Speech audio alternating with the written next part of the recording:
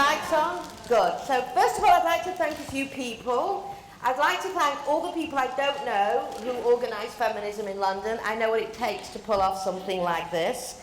And so thank you very much for inviting me. I'd like to specifically thank someone I do know, Lisa Marie, who I know has done a heroic attempt. Incredible. And I would also like to thank my partner, who is here of many, many years, who proves every day that Freud was wrong. Biology is not destiny. Men are born true human beings. I'd like to thank him as well. And I would like to thank a number of women who have started Resist Porn Culture. Heather, who is sitting here, if anyone wants to speak to her. Lisa Marie and Magda. Where's Magda? Is she around? There's Magda. Okay, so thank you. And also I just have to say thank you to my dear, dear friends from Norway who I didn't know were coming, and I'm so delighted to see you all. So thank you. And if you ever want to meet real kick-ass feminists, it's this group, as well as you lot. So let's begin the talk. So I argue, what I'm going to do today is I'm going to put the radical back in feminism. When I joined a movement 20 odd years ago, we never heard the word empowerment. You know why? We only talked in terms of liberation. So what we're going to talk about is how did we go in one generation from talking about liberation, i.e. you and me, to empowerment, which is really about if I'm okay, fuck you. So we're going to discuss how this happened. Let's remember what feminism used to look like. This is from Barbara Smith, and this was the first ever real book in America that was written mainly by African Americans. It was mainly by feminists of colour, but African Americans were the dominant group. And if anyone knows anything about America, race, as well as gender and class, is a major fault line in the United States. And Barbara Smith wrote, feminism is the political theory and practice to free all women, no, she didn't say some, she said all, women of colour, working class women, poor women, physically challenged women, lesbians, old women, as well as white, economically privileged heterosexual women. Anything less is not feminism. So let's really remember what this means.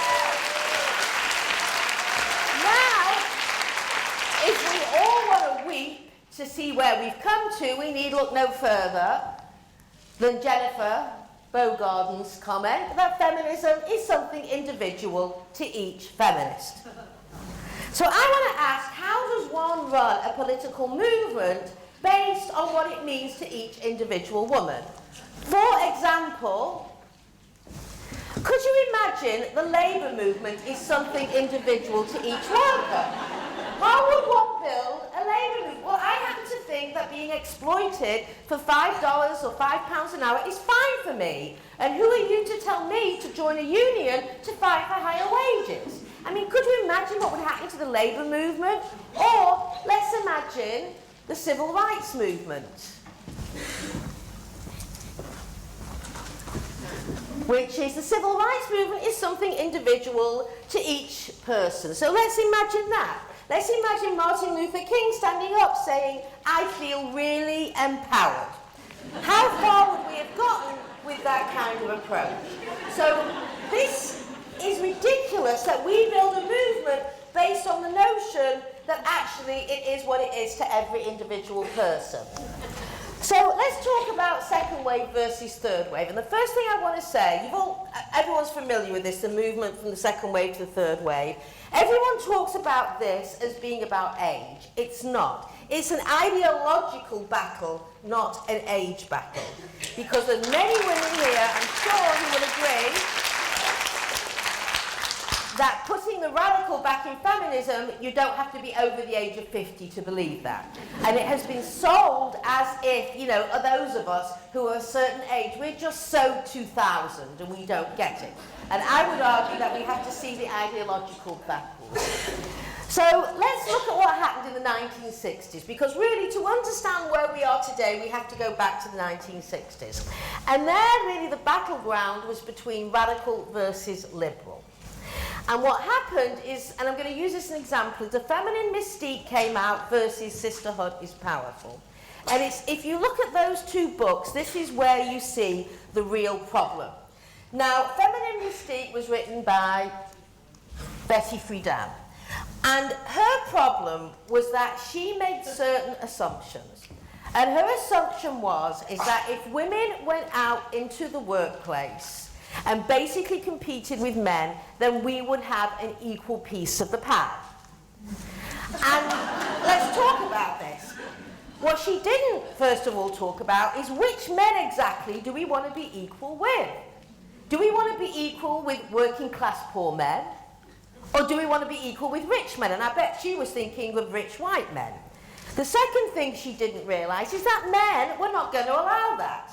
They were going to push back. They're not going to share their goodies. Especially the richer they are, the less goodies they're willing to share. So she had a kind of liberal perspective that believed that capitalism could accommodate the change in women. So what she said is this, look, there's a whole, and it looks very tasty, you have to admit, it looks very nice.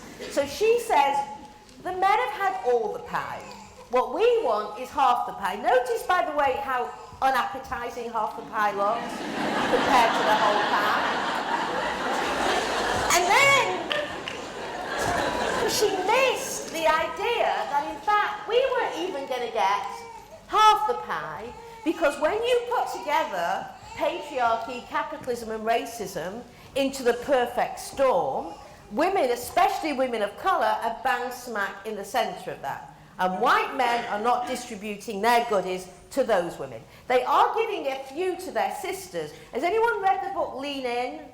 Yeah. Everyone familiar with it? Okay, so this is really interesting. So this is basically, I think she's the head of Facebook or Google, one of them. So she argues that the problem with women is we don't lean in. Our problem is that we lean out, i.e. go and have babies and do things like that, and we lean out very early on so we don't get what's coming to us. So my argument would be this: if you are doing most of the shit work of capitalism, which is what most women do, for example, cleaning up after we leave, go and lean into your boss, right? Go and really lean in and say that you demand, as a woman, more power, and you want more money. And what's he going to do? He's going to fire you. Right? That's the reality. So lean in is true for maybe 1% of the very wealthy women. You can lean in. Maybe I could lean in a little bit more. But to think that that is the answer to women's lives, is leaning in and pushing forward, is to basically, and this is what third wave feminism does, is it writes from the point of view of the privileged women. It assumes that their experiences can be extrapolated to all experiences. So, what happened is radical feminism came along, side by side with liberal feminism, and recognised that Betty Friedan's notion that men were going to happily give up 50% of the pie was absolutely ludicrous. Now, why did they do that? They did that because radical feminism understood politics in a way that liberal feminism didn't, because they came from the anti-war movement. And the anti-war movement in the US was actually developed an understanding based on Marxism and institutional power. It became very clear in the anti-Vietnam War movement that this was not about Vietnam, because most Americans had never heard of Vietnam, let alone where the hell it was, so why were you sending your young men over there? What it was about economic power and America being the bully on the block. And they developed an idea drawn from Marxism that this is basically a battle about capitalism, and that capitalism is rooted in institutions. So, they took as their starting point a very key issue of Karl Marx, where he wrote, "The totality of the relations of production constitute the economic structure of society, the real foundation on which arises a legal and political superstructure." Now, I'm not going to go into all of this. What is key to understanding this, absolutely key, is that in Marxism, what he recognized is that systems work as integrated wholes. That those who control the economic means of production, i.e. the capitalists, they don't leave this shit to chance. They make sure they get hold of education and media and all the other institutions that reproduce the way we think. Because if you can control people via the brain and not the gun, because the Soviet Union was a perfect example of how inefficient it is to control people through the gun. What you do is you creep in through their heads and you get them to believe that their interests are congruent with the interests of the elite. And indeed, have men crept into our heads and set up camp? Of course they have. Women play host to our oppressor like no other group. We even cook them cakes and pies. I mean, how nice can that be? So, what did radical feminism say, okay? They said, let's go back to, again, another really important 1984 comment. By patriarchy, and this is where she's drawing from from Marxism, I mean the historical system of male dominance, a system committed to the maintenance and reinforcement of male hegemony, i.e. power. Its institutions directly and protect the distribution of power and privilege to those who are male, apportioned, however, very important, to social and economic class. Not all men get the same goodies, we have to remember that. But what is crucial about this is she's not saying feminism is something individual. She's saying we are fighting here a structure of power that is embedded in the institutions. And you don't fight embedded institutional power by deciding yourself what you think feminism should be and how you go out and do it. The only way you fight institutional power is through mass movements. This is what feminism, again, used to look like, the feminism I joined. So that's her argument. So let's go back again, because obviously on my mind, the pies and the very unappetizing half pie. And then, let's say what some women have done, especially elite women, is that they have given up other women for the crumbs. They've sold out their sisters for crumbs. And those in power have basically joined, and not always those in power, but have joined to do the bidding of men. So what do radical feminists say about the pie? What do we want? Well, we certainly don't want the whole of their poisonous pie. We certainly don't want half of their poisonous pie. We certainly don't want the crumbs of their poisonous pie. What we want is a whole new pie. So, what we talk about in radical feminism is we have to rebuild the entire society from the ground up. We're not exactly sure what it'll look like, but we know it's going to look nothing like this. Absolutely nothing like this. So, this isn't working very well. So let's talk about what we're talking about feminism today. Well, radical feminists argue, and the core of this is that women exist as a class. And I think Dworkin put it really well. The fate of every individual woman, no matter what her politics, character, values, quality, is tied to the fate of all women, whether she likes it or not. Yes. We are all in this sinking ship together. But I do not want to deny my privilege as a white, educated woman. All women have targets on their back. The poorer you are, the more of colour you are, the bigger the bullseye. Right? That's absolutely, we've all got that target on our back, but some women have a bigger bullseye than others. And it is incumbent upon those of us who have been given the goodies of patriarchy to fight even harder for those who have been systematically denied the goodies of patriarchy.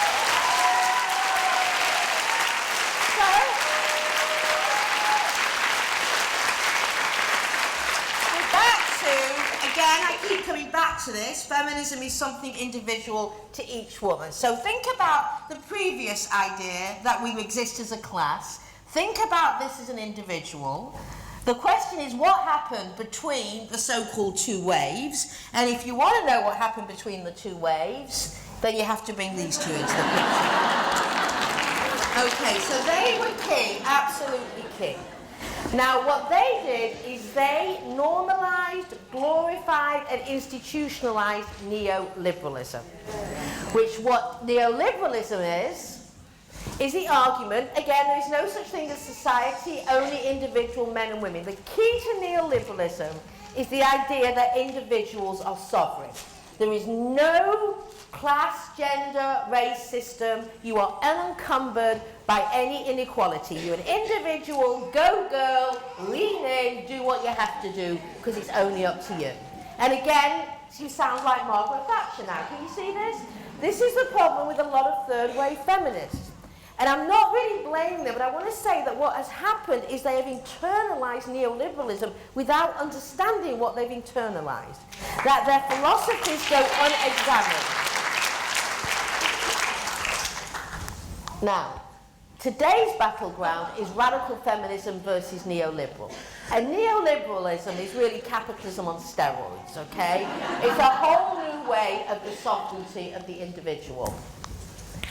So in neoliberalism, let's be very clear, there is no analysis of structural inequality, there's no analysis of systems of oppression, and there's no groups with collective interests. And that includes, by the way, the oppressed and the oppressor. So here is the absolute lie of neoliberalism. We are all individuals. There are no classes and no groups. But let me ask you a question. When these 1%ers get together at Davos and all of these places, what do you think they talk about? What they had for dinner last night? They act as a group with collective interests. It's just us without any power are meant to be the ones who don't have class interests. It is such a clever lie. They know full well that Bill Gates of the world and all of that, they understand this. They've read Marx. They get their class interests, and they get that they have to operate as a class to keep the 1% of the goodies.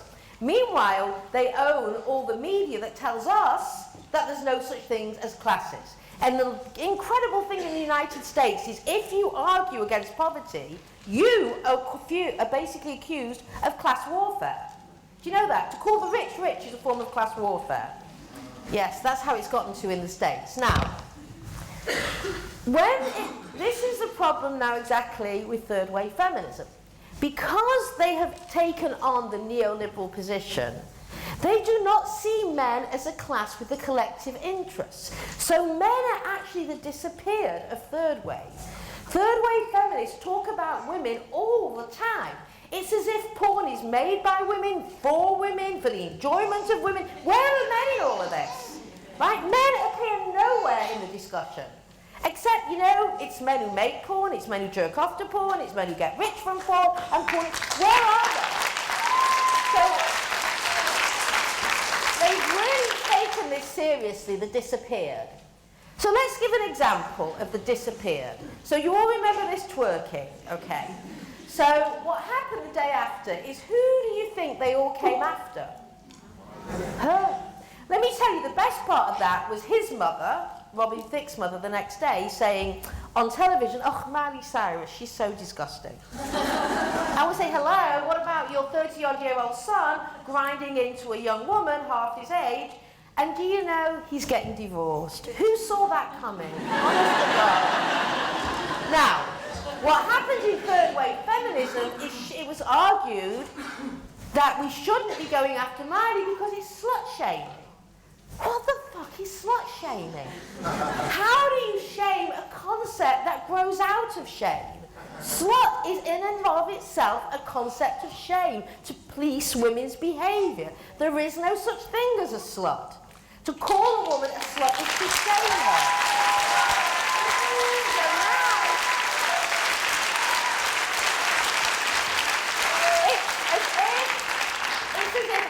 Accuse the Nazis of kike shaming.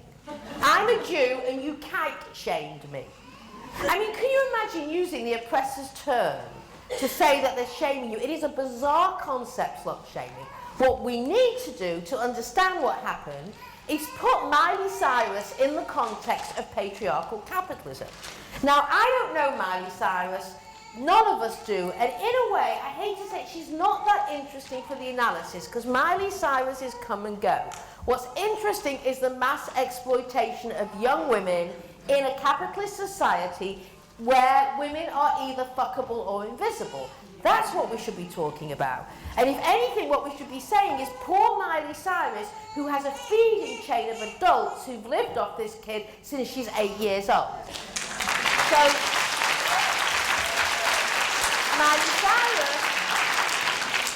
is aging out. So let's just talk about this as a commodity. She's a commodity for Disney, who creates billions. She ages out of Disney.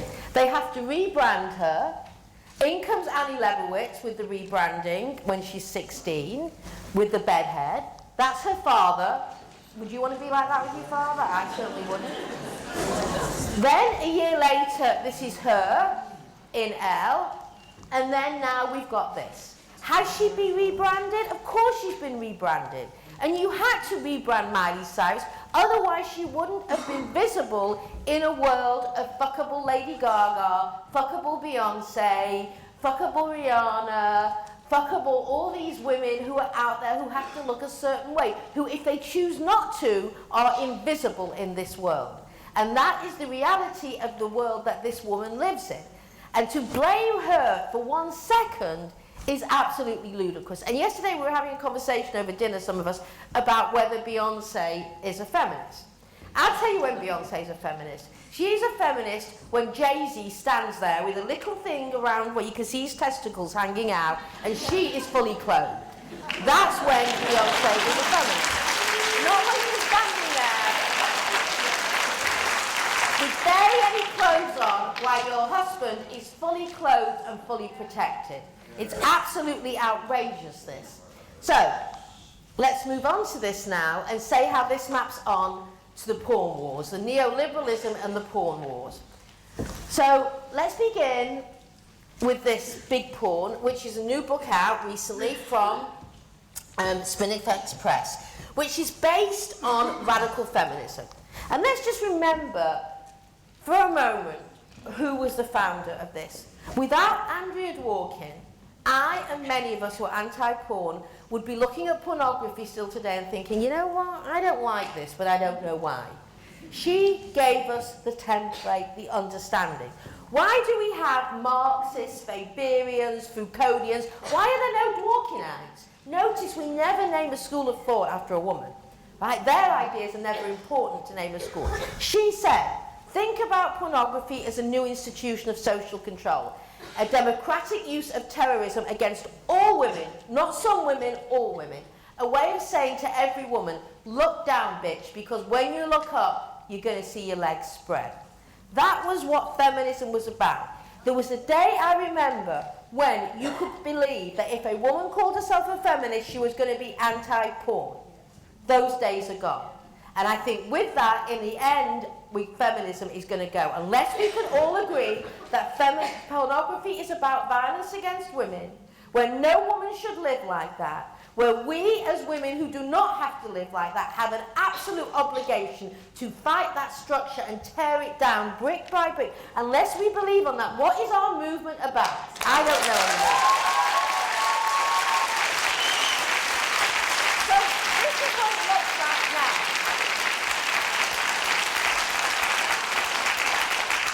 So now the feminist porn book, which some of you might have seen, which is basically two people who edited it, both, well, there's quite a few of them, all very, very pro-porn.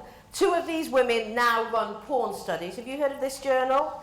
Absolute embarrassment to the Academy that you have a journal that is run by people who make no attempt at any critical analysis. And they use, a lot of them argue, similar to Joanna Angel, who calls herself a feminist pornographer. I want to make something very clear. If you make pornography and you have a vagina, that does not make you a feminist pornographer. You need more than a vagina to be a feminist. Now, Joanna Angel has said, you could do a porn where a girl is getting choked and hit and spit on. The guy's calling you a dirty slut and stuff, and that can still be feminist as long as everybody there is in control of what they're doing. This is the insanity we have gotten to today. And it's not going to be enough for us to say we disagree with this. It has to be a serious, compelling argument against this. Now, let me give you an example of what happened to me when I wrote Pornland. So I wrote Pornland, which I wrote from a radical feminist perspective, which was post-internet, looking at the business of the industry, looking at the way they target young boys specifically to become early porn users, looking at the way that women are used in porn. My partner put it really well. He says, pornography is like a butcher shop. They use every piece of the woman, so there's nothing left to waste. That's exactly what pornography is. The complete use and abuse of a woman. So I write this book. The worst review I get is in Ms. Magazine, the oldest feminist magazine. It was on their website, actually. That was the worst review, by a woman called Shira Tarrant. Now, Shira Tarrant interviews me, and I go through the stupid me, the institutional analysis and how porn works. And what does she do to argue against me? Does she argue that, no, this is not an institution grounded in capitalist patriarchy that is racist? No, she interviews one woman in pornography, and basically because that woman says that she has a choice, that discredits everything I say. So in this neoliberal world, one individual can trump an entire critical analysis of institutional oppression. That's the insanity of this. Then what we get is, instead of talking about the conditions of women in porn, the diseases they get, the way they are destroyed physically, because the average woman can only last 3 months in porn because of what they do to her body. What happens is that a rigorous structural analysis of porn, which I would be happy to say I actually did in Pornland, gets reduced to musings about assumed individual choice of assumed individual performers.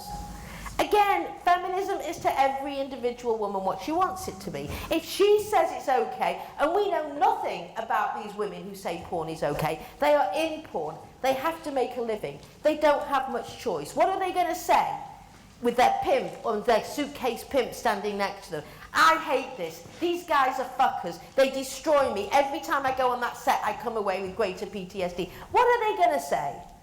Circle back to that woman 5 years after she's been out of porn, you'll hear a very different story. So an example I use in my book, I go into this, especially the racism in porn. Because what they do in porn, very interestingly, is they harness racist ideologies to make porn even more sizzling.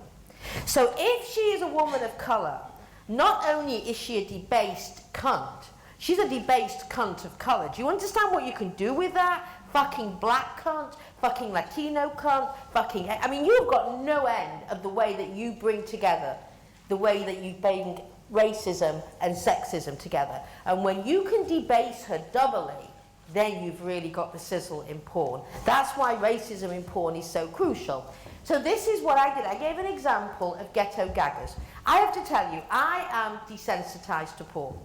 I have seen more porn than any human being should. This makes me crazy. I can almost dissociate when I see it. It is so violent. It is black women, white men. The stuff they do to these women are unbelievable. And I quote this: Vixen is a sassy, ghetto, fabulous bitch with more attitude than Harlem has crack. She needs a learning by some white cocks. And let me tell you, as they're saying this, they've got her head in the toilet, they're flushing it, and they're anally penetrating it. Okay, this is the level of violence in porn. This is how bad it is. And if those of you who come to Pornland during lunchtime, it's a 33-minute film. There's not that many images, but the images in it, I want to make very clear, are the images that a 12-year-old boy gets to in 15 seconds. If you can't stand it, imagine what it's like for him, and then the girls he's going to date. So we need to know what's in porn. That is absolutely central. As awful as it is, we need to know what's in it. Anyway, then after I give this analysis in my book, what does Shira Tarrant do? She goes and interviews a woman of colour, Cinnamon Love, who is a porn performer, and she talks about how, in fact, we now have women of colour in porn that showcases the sexuality and beauty of women of colour. Notice again how an individual analysis completely and utterly trumps. So Tarrant's argument then, she then has the cheek to say that my generalisations about porn being sexist and racist, my generalisations are irresponsible and dangerous. Not John's, not Pimp's, not that fucker who's got the woman's head down the toilet. He's not dangerous and irresponsible. I am. Again, this is the insanity of where we're at. Now, Tarrant's critique, like most critiques of coming from the third wave, basically ignores the historical roots of racism as a founding material and representational reality in the US. You cannot talk about the United States of America without talking about how racism was its very founding movement. Moreover, she ignores the nature of systemic racism, and she ignores the way it affects people of colour today in the United States. Instead, she quotes Cinnamon Love after 200 years of this, and just incredible. So what about the men? When we interview porn directors, what they say about the men in porn is that they want even harder porn, that they can't keep up with the fans. So let's talk about what they want, these guys, and you don't have to go very far to find out. This is from an adult DVD discussion board. This is Hot Boy. He says, I love the hardcore face fucking, the women drooling, the gagging, the puke scenes. They actually talk about what they want. There's no shortage of this. They go on and on. These aficionados of porn talk to each other about what they like. And then another example. This is one where they're talking about vomit scenes. And one guy says, does anyone know anything? Because, you know, a standard act in porn is they put the penis so far down the throat that she chokes and in some case vomits. So someone says, anyone know anyone? Oh, if you like it roughest, it could be Jessica's scene. At one point, she stops the scene crying. If you like vomit, go for Baby Doll. And I went on Baby Doll and agreed, she actually vomits. And they keep it in the scene. They don't even take it out of the scene. That's the level of which. How many of you knew it was that violent? And how many knew that I'm talking about mainstream? This is not the violent. I don't go near the violent. This is what is on when you put porn into Google. This is what you come up with. Without money. This is the breadcrumbs of a 12-year-old I follow. So this is the reality. Now, the same thing with sex work. When you talk about sex work, what you focus on is the woman, again, there's no men, it's the woman decontextualized from the economic, political, and legal context of buying sex. So in sex work, when you talk about that, what you notice is you see lots of women, but cars. Evidently it's cars buying women, did you know that? Not men, right? It's all lots and lots of cars are the problem. Well, these are the problem. These guys recently got done for buying women. These guys are the problem. So next time you use the word sex work, remember what you're doing. You're legitimizing the John and the pimp. You're legitimizing the buying of women. And what you are doing is you are making invisible the violence done to women. It is not sex work. It's not like I do brain work going to university and she does sex work. It is sexual slavery.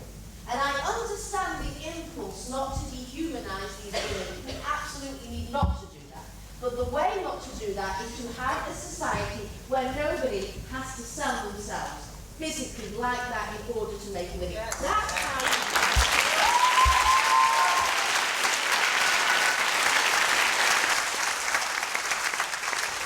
Now we get back to radical feminism.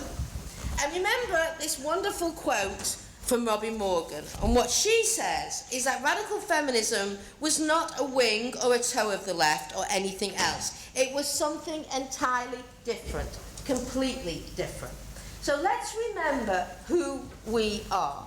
Let's remember whose shoulders we stand on. And why we have to throw the pie in his face. So when I looked for standing on shoulders on Google Images, this is what I got. This is what it means for women to stand on women's shoulders. Well, actually, no. So I had to go and sort of figure out how to change this, because, of course, we don't want this. So I want to say every single one of us stands here on the shoulders of the most incredible and brave women who went before us. I don't know how they did this, because we do have some community of feminists. They did this, a lot of them, alone against the horrors of what was going on at the time. Let's remember who they are. They are the women's liberation movement, the civil rights movement, who really put women organising at the top of the civil rights movement and had to fight against a lot of the guys who said that women come later. But they understood when you say women come later, later never happens, so you have to start right at the beginning. We have to remember the women who did it for voting. We have to remember those who end violence against women. And look at that nice little motif where we're all standing on the shoulders. We have to remember the wonderful women from Object and all the other women who fought against ex-biz.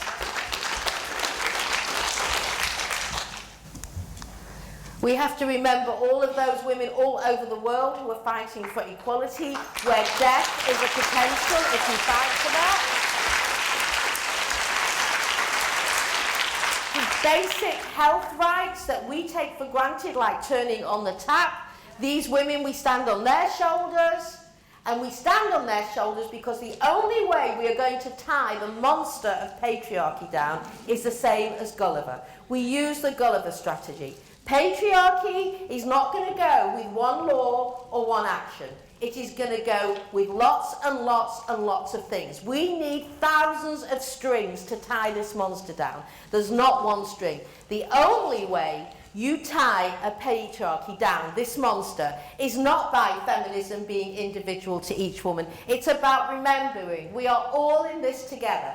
Those of us who have more resources, those of us who were lucky to be born in certain, and it's pure luck. Because remember, there but for the grace of the goddess goes any one of us as poverty-stricken and having to basically do survival sex. Those of us who are lucky enough, we do the most work to tie these strings down. That is our job. Without tying those strings down, we are left to live in a world that they have created. A world that, as Mary Daly once said, is a necrophiliac world because it loves death.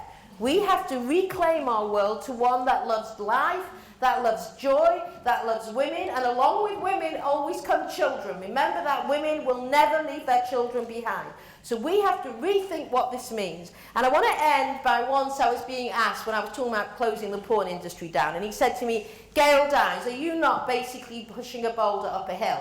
And I wonder what he said if I wanted to say I want to close patriarchy down. That's lots and lots of boulders. But you know what? We can do this. We are unstoppable as a group. We refuse to be scared by these guys because you know what? They're bullies. And bullies crumble when you look them in the face. So as a group, and as today, you are here today. And I will say, for our daughters, if you think this is bad now, what is it going to be like for our daughters? And I also have a horse in this race because I have a son. And I think my son is worth more than the shit patriarchy tells me what he is. He's worth more than that as well. So, for our sons, for our daughters, for ourselves, for the planet, for all of this, we have to fight in ways. And what Andrea Dworkin once said is so true. The thing that patriarchy takes away from women is the very thing we need the most to fight it, which is courage. The courage comes from being together. And this togetherness, this sisterhood, feminism is not individual to each woman. It is this collective movement. It is what you have in this room. It is what we all feel together. It is what we feel right now when we sit next to each other and we breathe a sigh of relief and we say, you know what? I'm not alone. I'm not going mad. I have a community and we are all in this together. Thank you.